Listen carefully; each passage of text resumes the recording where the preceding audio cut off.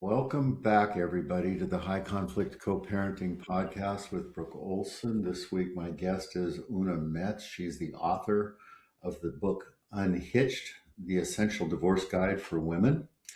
Oona is a licensed clinical social worker who has worked for more than 30 years, helping hundreds of women navigate the emotional side of divorce to emerge stronger, more confident, and ready to thrive. Welcome. Thank you so much. I'm really looking forward to our conversation today. Me too. When we had our initial conversation, what was really attracting me to this conversation with you is your perspective on transformational changes through the divorce process. I've said forever that I think the divorce process, the breakup process, even the turmoil of going through this helps define who we are and helps really grow into something very different. Yes, I absolutely agree. And I think both parts are so true. Like, it's so true that divorce is heartbreaking and stressful and chaotic and awful to go through. And it also really, I think, offers for so many people really opportunities for growth and healing and kind of change that they didn't even realize was possible. So I always hold both. I think so often when people go into relationship, go into marriage in particular, there's some idealized thought of what it's going to be. And in our youth, we have some fantasies about life, and we haven't explored really who we are to any depth in terms of understanding how to be in relationship, or even what that is, what healthy relationship looks like for many. And this process really kind of puts it in your face. It sure does. I mean, nobody is standing at the altar thinking when they're getting married, thinking maybe someday I'll get divorced, right? Everybody thinks they're going to beat the odds. Mhm. And it's very hard to know how you're going to feel in your relationship or who you're going to be, 10, 20, 30, 40 years down the line um, in a marriage. And so I really, I really hope we can someday get rid of this idea of the marriage failed, because for a lot of people, the marriage worked for a long time until it didn't work anymore. And they evolved or they restructured or they had a life transition. But it doesn't have to be a failure necessarily. So you work primarily with women, but this is a piece for both men and Oh, yeah. women. And you had a statement here that 70% of divorces are initiated by women. Yeah, Why that's did the that shock statistic. me? Why does it Why did shock you? why did that shock me? Uh, you tell me. Why did it shock you? I, you know, I I don't know. As a man, I initiated. I've been divorced twice. I initiated the first one. Um, my second, she initiated it, and it just seemed Hmm. like okay. I get those dynamics, but I think um, I don't know. What's your perspective on that? In your personal situation, it's a 50-50. Yeah. You initiated one and she initiated one. Yeah, yeah. Um, so I think there's been a lot of research on this, and I can just tell you kind of anecdotally from the hundreds of women that I've worked with, is that I think in general, and this is not always true, of course, and anything we say today about gender is not always true, but I think in general, what I find is that women are often more active in relationships, in maintaining them, in starting them, maintaining them, and then I think oftentimes in ending them too. And so, what I've seen in my practice is that a lot of times in straight marriages, uh, the one partner has kind of left in some ways the marriage, right? Through they're just not participating anymore in the marriage. And yet, oftentimes, it's the woman who kind of has to call the end to it. So they most might the marriage kind of might be over, but she's the one who kind of initiates the paperwork and um, Okay, that makes makes the sense. decision to like, okay, we need to make a change here. Um, so, I mean, I think there's a lot of research also that shows that marriage is, marriage is good for men. And so I think men are less likely to leave a marriage. I've seen in my practice a lot of times, even if men have affairs, and both genders have affairs, but if men have affairs, oftentimes they still want to stay married. They don't get the disconnect. Right, right. So, I notice in my practice, in the work that I do, there are many more women that are engaged in the process of trying to move forward, of trying to understand the situation, of trying to make sense of it and Yeah. define structure and health. And that doesn't surprise me as a man Hmm. because we're just kind of less inclined to self exploration and just kind of hunkering down and moving forward. But Hmm. it seems that women really engage more in the emotional and practical aspects of parenting, of the Yes. divorce as it unfolds, and that troubles me as a man greatly because I want to bring more men into this because they are heavy Yes. participants in this and they've got an opportunity to create massive amounts of health with their relationship with their kids and whatnot, and trying to find that disconnect. So I think what I've seen in my practice is that this frustrates women greatly, and it makes their process much more difficult. Yeah. Yep. I think you're absolutely right. I think, men are still in our society really not socialized to come together and talk about things that are vulnerable or that are hard, especially in a longer term way. Like maybe they could have one conversation, but they don't, like I run these long-term divorce support groups for women. And I have a colleague who was running co-ed support groups, divorce support groups, and she would have her co-ed group would have be all women, or it would be all women and one man.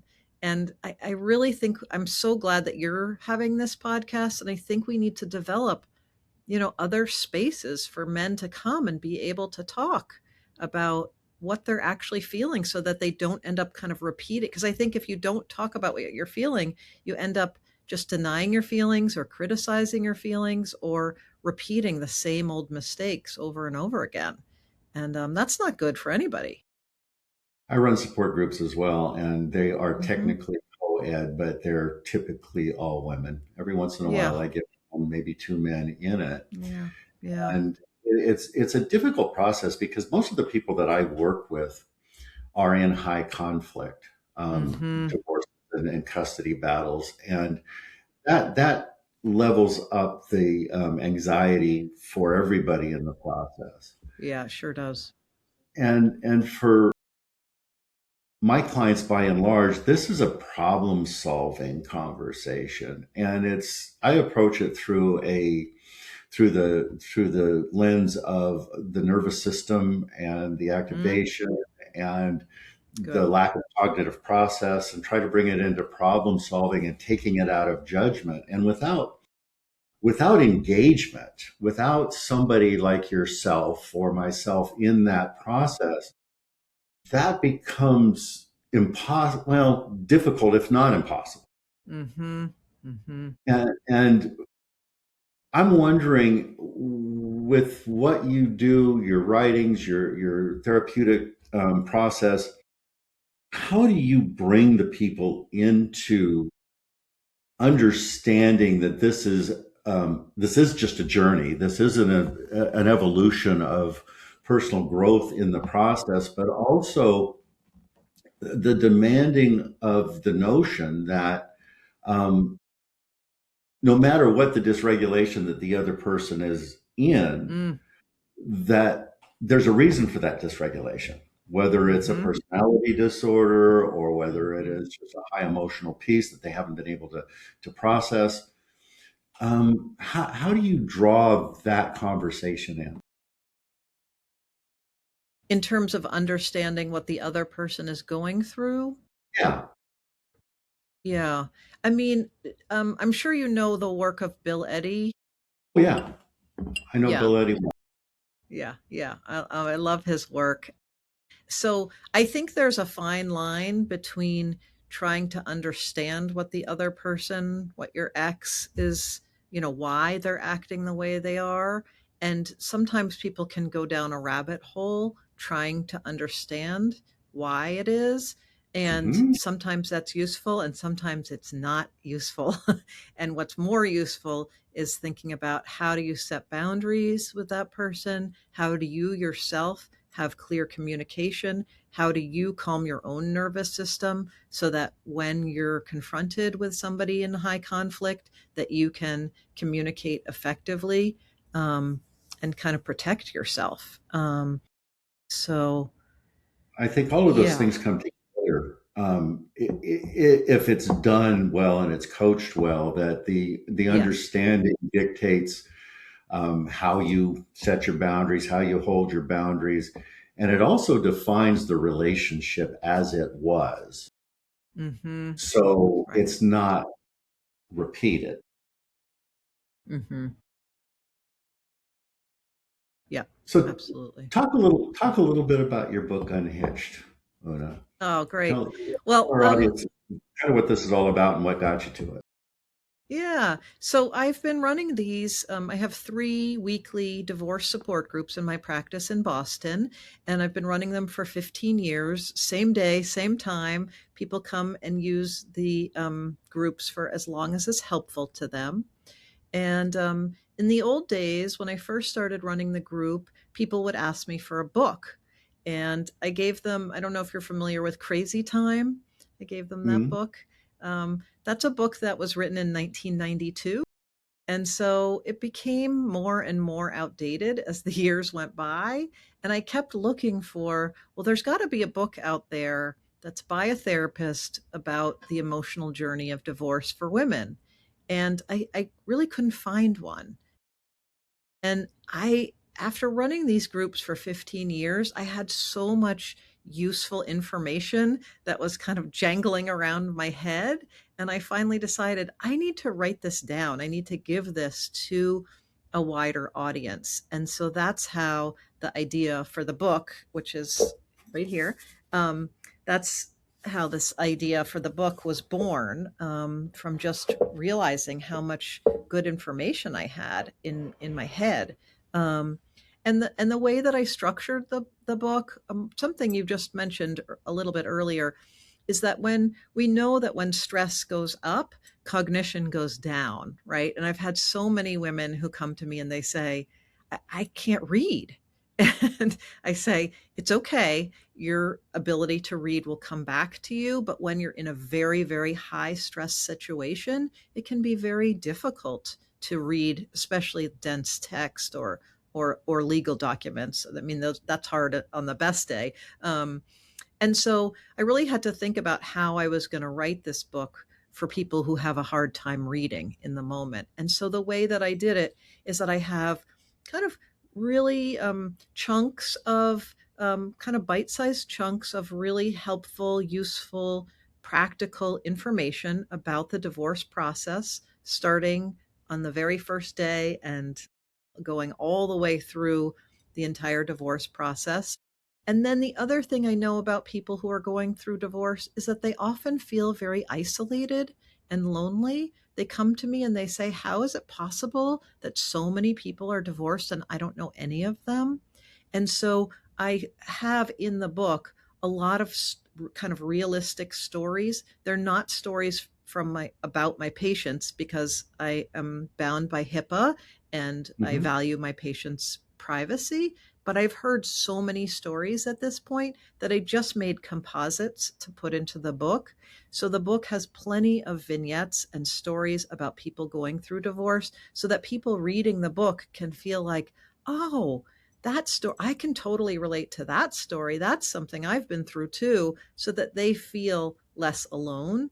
Um, and then the third aspect of the book is that um, I have exercises throughout where you can reflect on your own experience and hopefully really get curious about your own experience and then really learn something, grow from your experience, learn something so that, again, you're not repeating those mistakes and that you're doing the entire grief process so that you get through your divorce and on to, a feeling of more empowerment, happier, transformed by the end.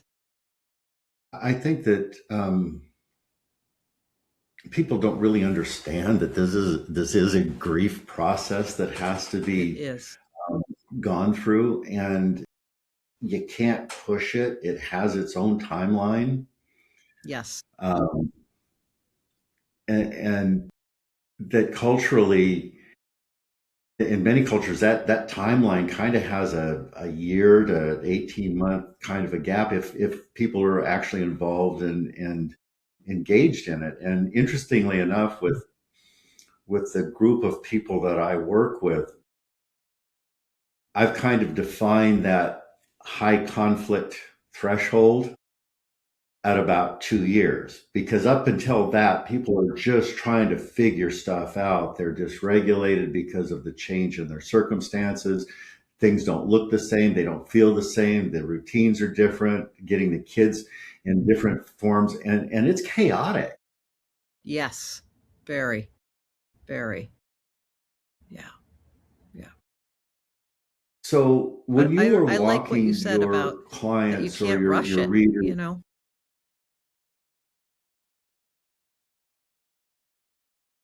yeah, and understanding, I think that the other piece that I've come to understand in the process as well is that when somebody initiates the divorce or the separation, that they've already processed a whole bunch of their stuff.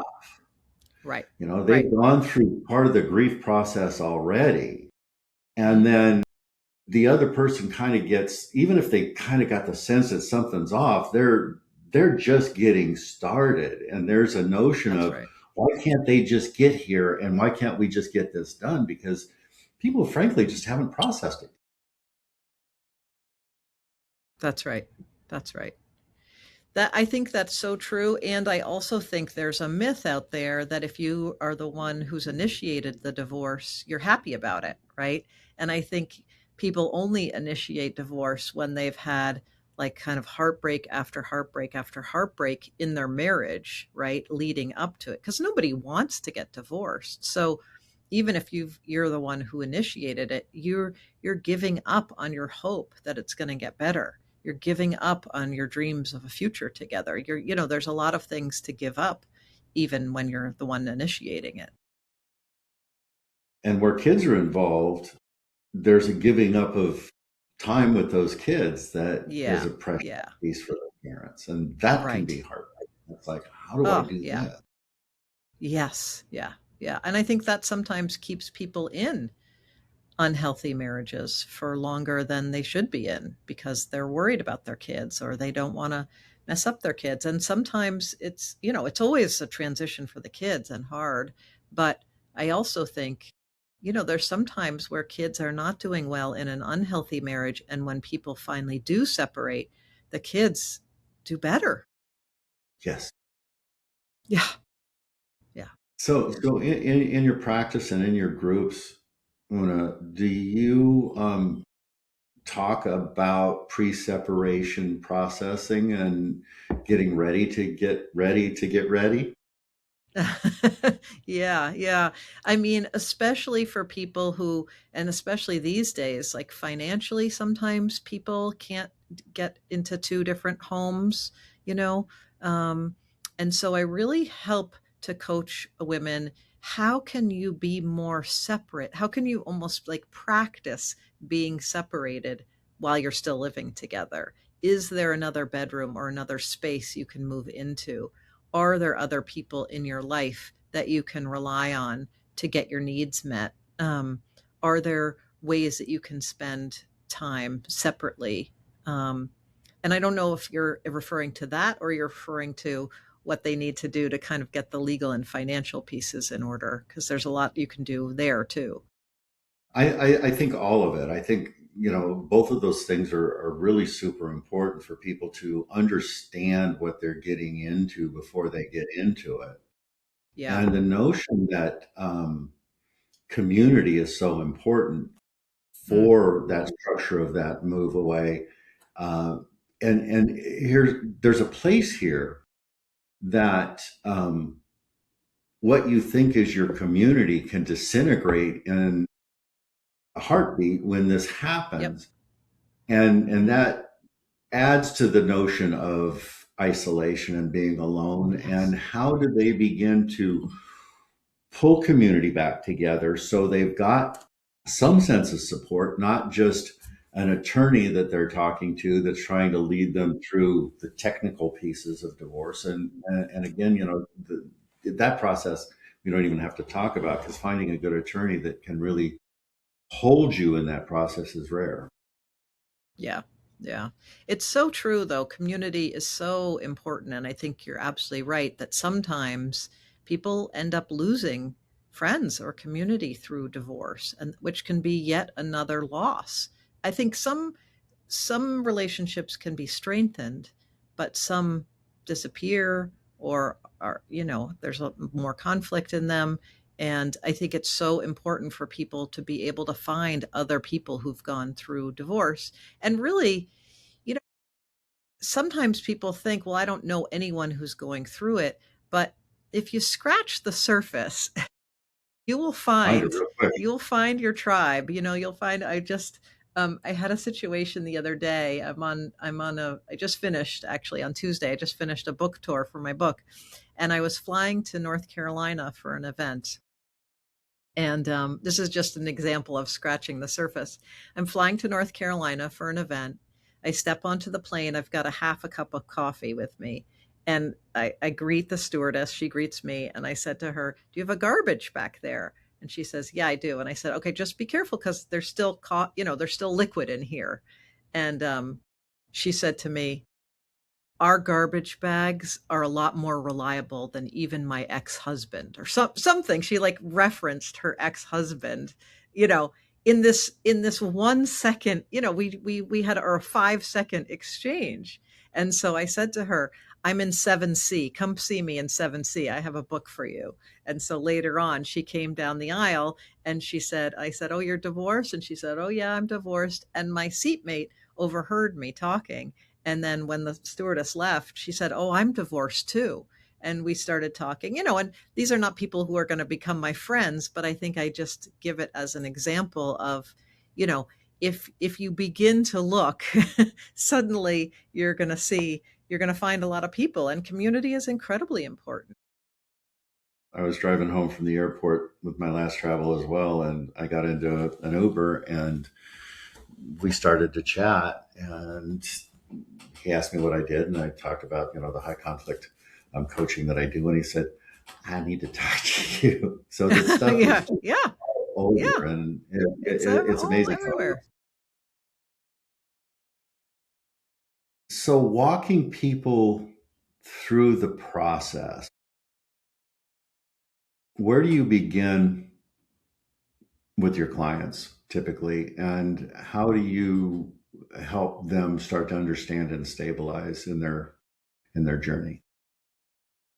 Yeah. So for my clients who come to the group, I always start with a couple of individual sessions before they Mhm. join the group so that I can really get to hear a much longer version of their story of what happened in their marriage and what happened in their divorce.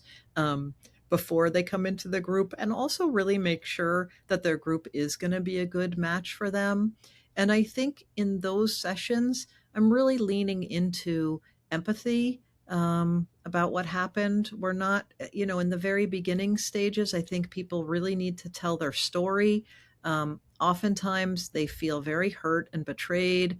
Um, and so we're not getting into like, well, what do you think your part was in that, in those initial stages? We're really just helping them to normalize what they're feeling so that they know that this is normal, that this is what you're feeling, and it's not going to last forever. These are not feelings that are permanent, but they're really feelings that will evolve over time. And of course you're feeling that way. um, so that's kind of my initial stages with people, is just really leaning into helping them to understand what it is they're feeling. If they're in like the very, very, very beginning stages, and they're not able to take in anything about self care, I say, I want you to just focus on two things. I want you to focus on eating and sleeping, and that's it right now. If you can't Those take are so anything true. else in, and you don't need to think about nutrition. You don't need, this is not a time to think about how much protein you're getting. You just need to get calories into your body, right? And you need to make sure that you're able to sleep, because if they're in such a dysregulated state, those two things, if they don't do those two things, it's going to make their situation so much worse. And if they are able to get some calories and some sleep, it will make them be able to much better, handle what's coming next.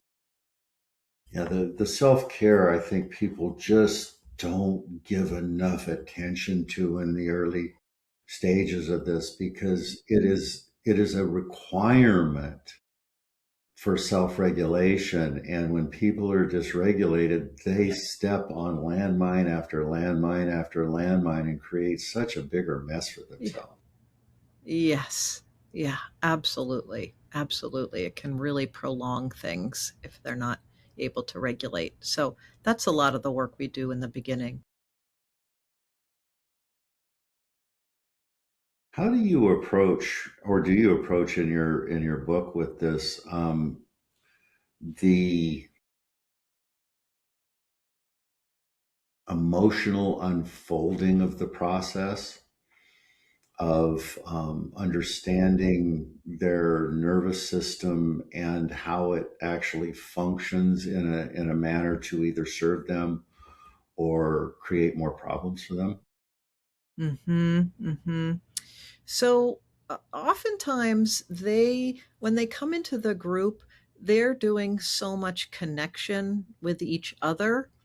And I think that's the thing that really helps them with their nervous system, is feeling like they're in a room full of people who really understand what they're going through. And um, oftentimes people will have feelings that they're not able to articulate, but somebody else in the group will be able to articulate them for them. And that feeling for them just really helps their neurology. I'm not talking to them about their neurology or their nervous systems in that language. I'm more talking about connection to them, uh, and just self-care, certainly, and just doing really helping them to connect to each other, which is such an incredible healing for them. That's the beauty of support groups and working in a group, because the field does express what's not being expressed. Somebody in the Oh, group brings absolutely. it, and it's Yes. it's really kind of magical. It is magical. I just love it. And I think also for people who are coming out of unhealthy marriages, they often feel so terrible about themselves, right? So I think women, when they first come to my group, they feel terrible about themselves, and they imagine that everybody in the room is going to be like somehow, a loser, or, some also like a terrible person. And they walk into the room and they're like, wow, these women are like really strong and, successful and attractive and smart. And I didn't realize that I was coming to that kind of group because they feel so badly about themselves, right? And to watch the transformation from them going to feeling badly about themselves and thinking everybody else in the room is really cool, to then, over months or sometimes years, realizing that they are strong and cool too, or strong and, successful and smart and attractive also. That process in and of itself is, that's what keeps me coming back week after week, you know? Right. Yeah. Watching the Yeah. show, right? It's delightful. Yeah. Yeah. And in my groups, I ask people not to be friends with each other while they're a member of the group. I really want everybody to be on the same playing field. And then when they leave the group or somebody else leaves the group, they can continue to be friends. They can reach out and be friends. But I actually ask them not to do that while they're in the group. That's one of the That's interesting. things that makes my What's group the work. reason? What's the reasoning for that? I think that when people, it's interesting because on the one hand, people need community, right? So, oh, here's a group of people that could be your community. On the other hand, my worry, and I've seen this happen before, my worry is that people come in such a tender spot. And if people are leaving the group afterwards and three people are going out to lunch or get drinks at night or something, and you're not invited, it can feel pretty bad. Or you are invited but you can't go because you have to get home to your kids or whatever. um, that just can not feel good. And so I just want them to be all on the same kind of even playing field with each other. So that's the way that I run my groups, but I know that there's other groups and other ways to do it. I also don't Well, want that to makes set up a situation where somebody's like getting constant text messages from a group member while they're trying to do their own, be at work or be parenting or whatever they're doing, and they're getting all this incoming from the group. So, do that's you do that. that in your groups, or do you have people are Well, people in contact with each other? I do my groups virtually, so some of those things aren't germane to the problem. But Uh-huh. I think for so many people, especially where the conflict is high, there's a codependence nature within many of the people in the group, and boundaries are problematic. So I can see where that could really come in. What I've done is I encourage them, if they want to be in contact with one another, and I found that those groups help each other outside of that. And Hmm. that being said, one of the things that I really pound on many of my clients and the people in my group is the notion of healthy boundaries. Uh-huh. And there's a place for them to actually be able to practice that in somewhat of a Yes. safe Yep. um, place. So when somebody starts getting a little too engaged, if you will, Huh? that they can throw up the stop sign and say no, and have the support of still having the group hold them Yep. Yep. without feeling the shame and the disconnect from it. So yeah. Yeah. Yeah. Oh, that's good. That's really good. But I can see that, if I was having a support group in physical space and time, that, what you were talking about, coming, going, and Hmm.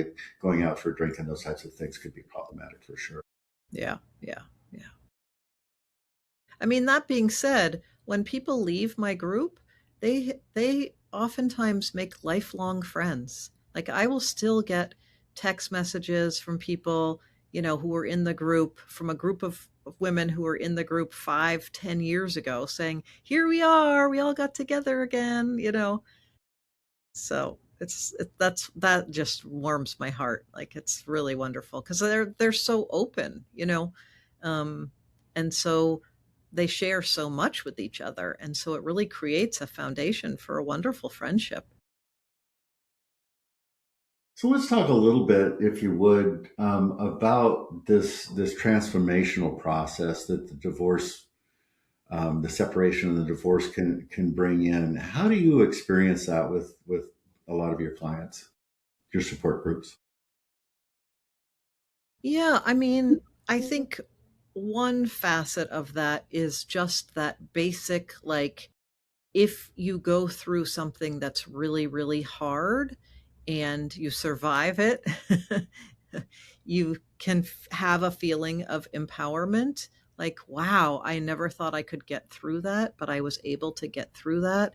And maybe that means I can get through other things too. Like, then other things don't seem quite as hard because you've been through this very, very hard thing.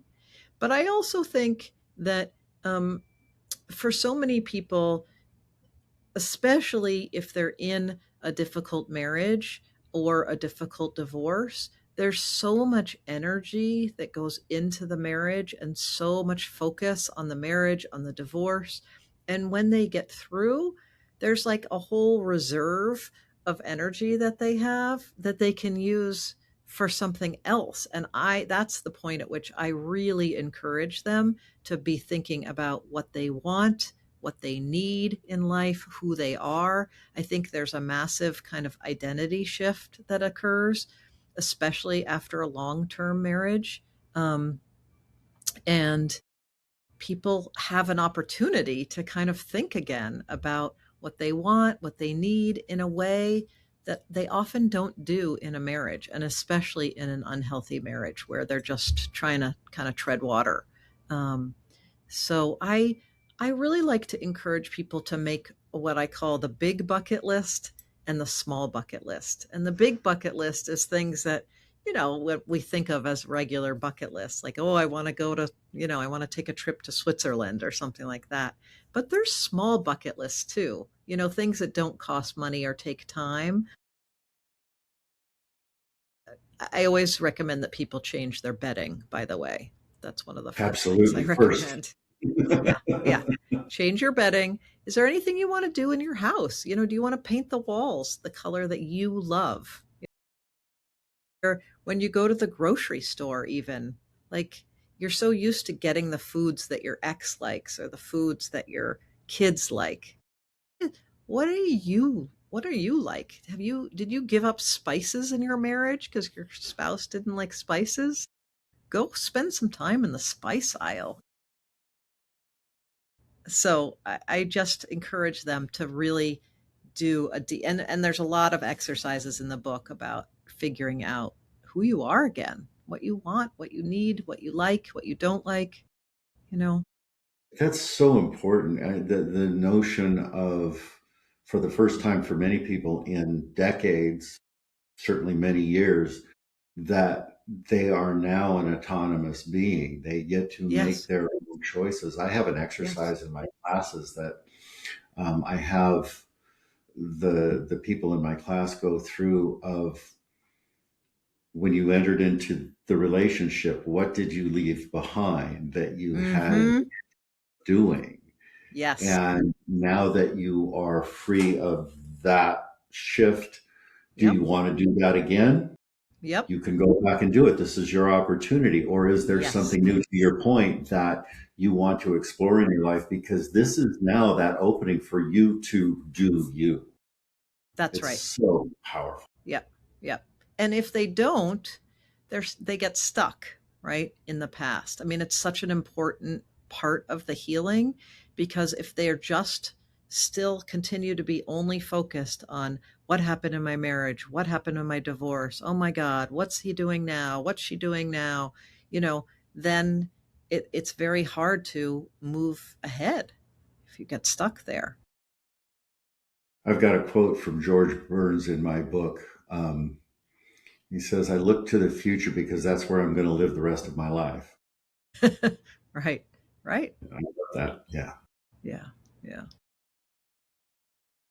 So as we're having this conversation, something popped into my mind, and I really haven't explored it, but I want to pop it into this conversation just for fun. You've been doing this for 30 years. I've been doing this for 25 or so. You've That worked doesn't with, mean we're but that doesn't mean we're old, right? No, not at all. Okay, good, good, good, good. I was just checking. Not at all. Um, yeah, I can stay in denial of that. But we've seen different generations enter this process and go through it. We've seen our generation do it. We've seen Gen X do it. We've seen millennials begin to be in this process. And we're even starting the leading edge of Gen Z coming in and starting their processes. Hmm. Do you see any differences in how they process this piece as they start or get into it? That's such a good question, and I really would be interested in your view of that as well. Um, I think I would say it feels to me like things have changed in the last 5 years or so. Um, I think there's a lot more information out there on divorce. I think we're talking about divorce more.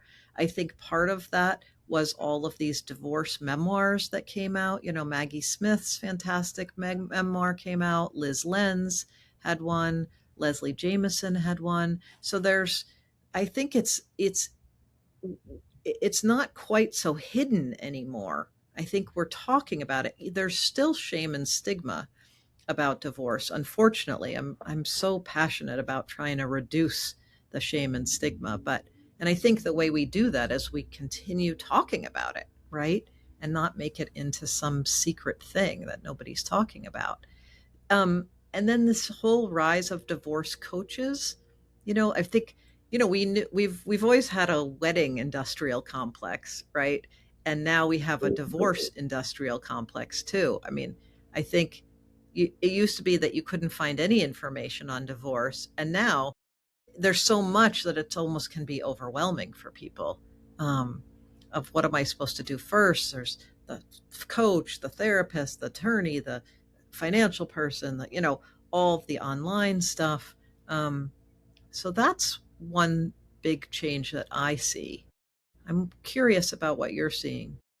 I think that that's true. I think that there's a lot more information out there, but I also think that there's a lot more misinformation out there. I think Well, that there's yes, a lot yes, of yes. It's people not trying to necessarily lead where good they don't know how to information. lead. Right, right. Yeah, yeah, And the notion, I started my coaching practice 25 years ago, and it's evolved. There's been a lot that has happened over that. I was there when Bill Eddy was just getting his feet anchored in this, and he's a local here in San Diego, and we've sat down, we've had lunch from time to time, and I've had nice. him as a guest here. But um, those were the beginnings of what is this high conflict thing about, Yep. and nobody was talking about it. We were kind of at the tip of the spear at that point. Um, we talked about personality disorders, and that became a thing at the time. And then we started to look at that, and it was like, yeah, it is a thing, but there's a stigma in it. We have to destigmatize it. We've got to demonize it and really understand it as a behavior and how to work that behavior.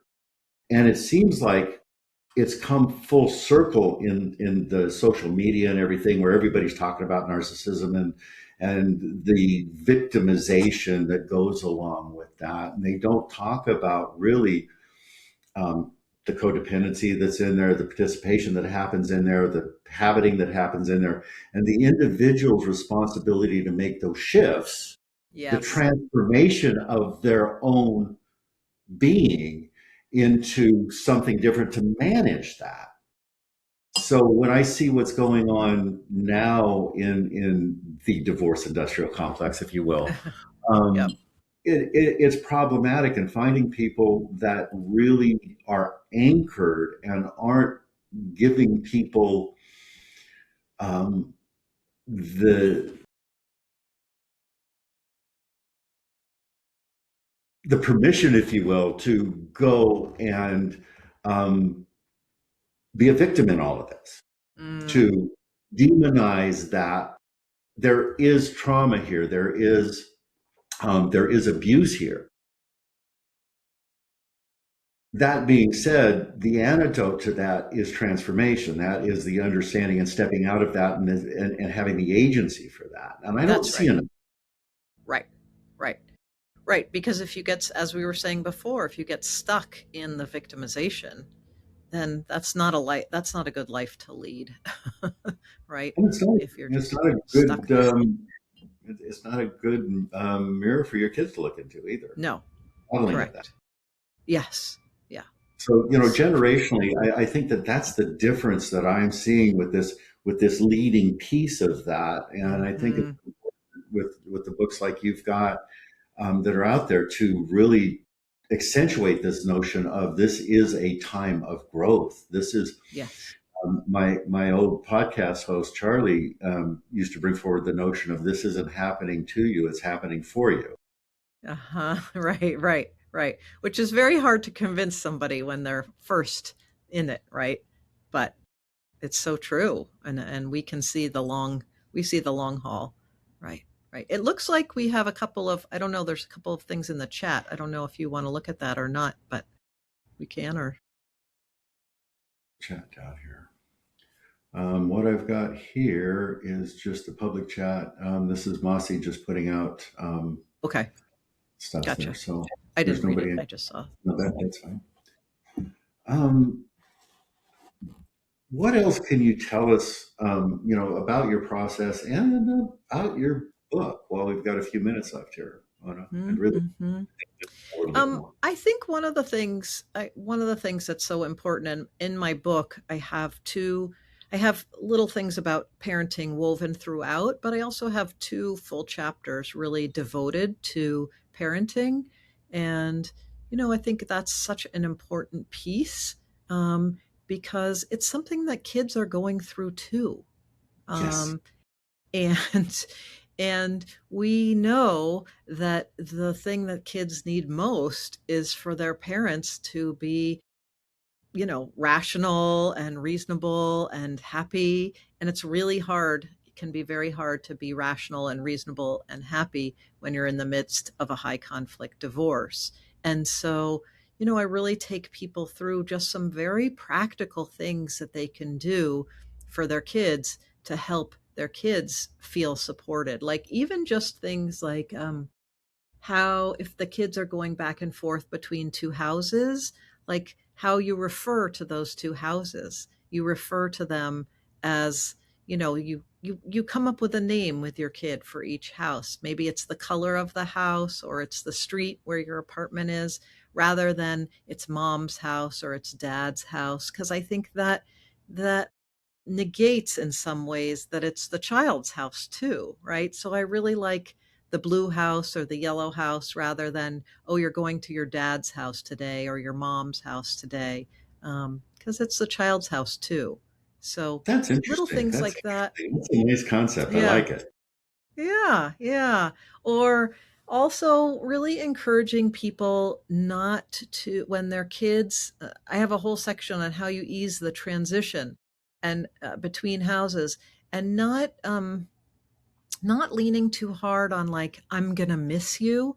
I think sometimes Oh, people, yeah. parents will say to kids, and they do it in their best intentions, they're going to miss their kids, and they think that their kids want to know that they're going to miss them, and so they'll say, "Oh, Johnny, I'm going to miss you so much while you're at your father's house, and I'll see you on Sunday." And that doesn't help the child, you know, because then the Not at all. child is going to be thinking, oh my God, my mother's missing me. And it's going to take your child out of their experience. And when they should be just present with themselves, or, free, have some freedom, not to worry about their parent. And so really coaching people about saying, I hope you have a great weekend.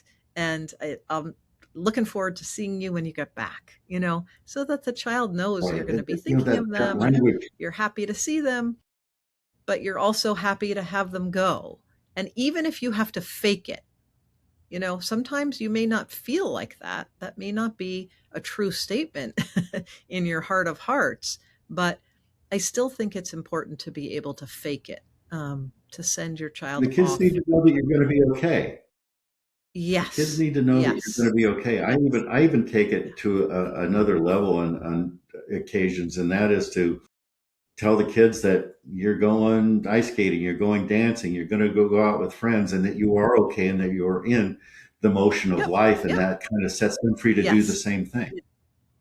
Absolutely. And I also think it's good for parents to tell their kids about, for instance, their support group that they're going to. I had one woman recently who, she had told her kids, oh, yeah, that's my, every Wednesday I go to my support group. And her child then said, do they have support groups for children? And, Yeah. it was such a nice modeling of when we go through hard things, we get support, you know? I do it as an adult, and I'll get you the support you need as a child, but when you become an adult and you have a hard thing, this is important. That's an important thing to teach our kids, you know, not to keep that hidden or somehow think that that's a sign of weakness, or that they would worry because we're going to a support group. In fact, I think it helps them feel better. Like, okay, I know mom's got her support group coming up, so you know, And as therapists and as coaches, if we're doing our job right, we're getting support, we're getting our supervision, we're yeah, processing all of this stuff as well. I think everybody needs that piece to be able to go through, especially when they're in this place of being in divorce and high conflict, but being in this struggle of trying to manage it, because it is yes. activating to say the very least. Right, right, right. And then I think the other thing I also really coach parents about is when your child comes back from their other parent's house, that you have a very, very light touch about questioning them. You can have a how was your weekend, but not who was there, what did you do, how long did you do it, did you take a shower, what did you eat, did you have enough protein, that kind of questioning can really put the kid on defense and put the child in the middle, of wanting to stay loyal to both. And so, really trying to, as much as you can, keep it as like, I hope you had a great weekend, and let your child come to you rather than you interrogating your child. Yeah. Let it be organic. One of the things that I encourage my clients to do as well along those areas is just stop and play catch, stop and shoot hoops, and not Yeah. talk, because the Right. kid is Yep. going to start to express if you just leave the opening for it and they don't feel the pressure. Yep. Yep. I Yep. love talking Or to people that are go on f- the same go f- page. go on an errand, go for a drive, because kids in a car, when you're not making eye contact, that's really when you can get kids to talk a lot too, if they're not listening to their So, device. right, as unplug it. Let's be Yeah. present here. Yeah. Something that is relational, and it's not. Yeah.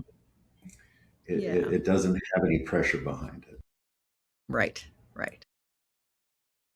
So we need to kind of start to bring this to an end here, Una. Okay.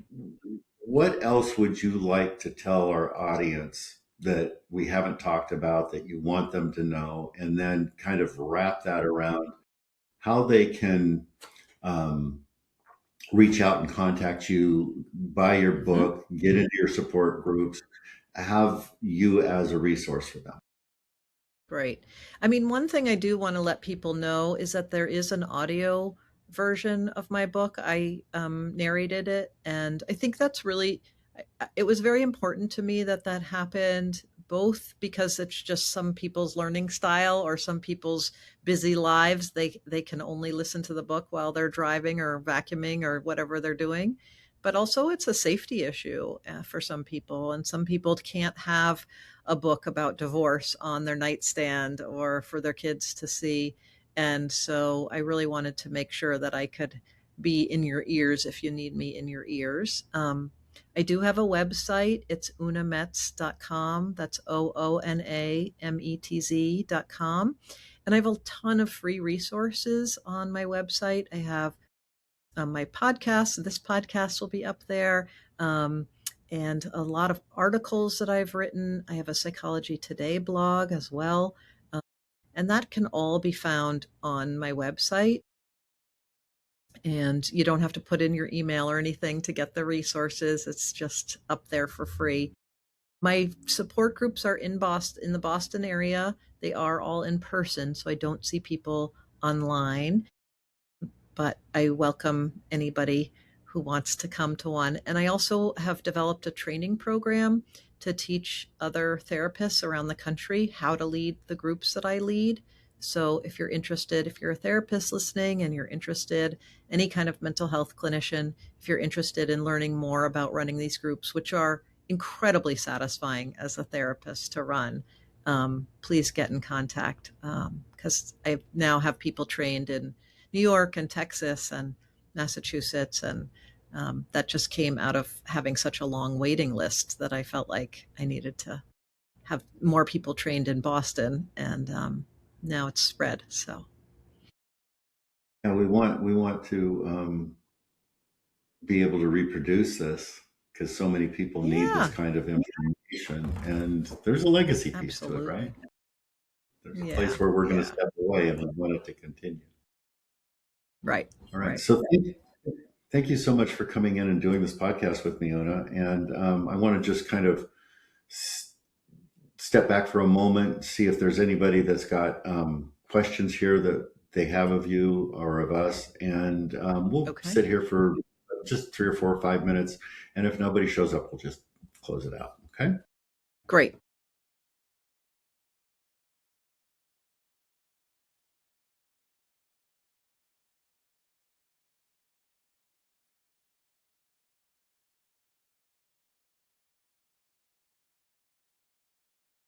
Don't be shy if you're listening. You can ask any question you want. We've got listeners here. We can see them in here. So step in. Yeah. It's interesting because I do have really good guests in here, and Uh huh. their Great. opinions and their conversations are valued. So come on, guys. Absolutely.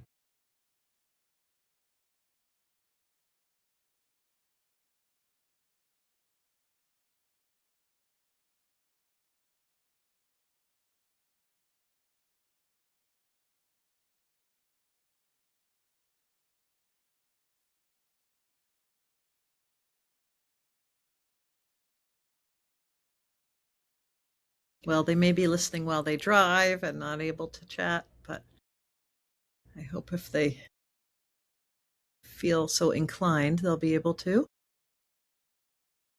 Some days we get it, some days we don't. It's okay. All right. And it looks like we're going to kind of be lonely here for the rest of this. So, again, I want to thank you so much for coming in and doing this. I want to thank our listeners for coming in and listening. This will be up. I'm thinking, and you're coordinating it with Mossy, so she'll let you know when we're going to post and coordinate all of that with you. So, thank you so much. Great. Thank you so much. It's been a real pleasure being here and having our conversation today. Thank you, Anna. Take care. Take care.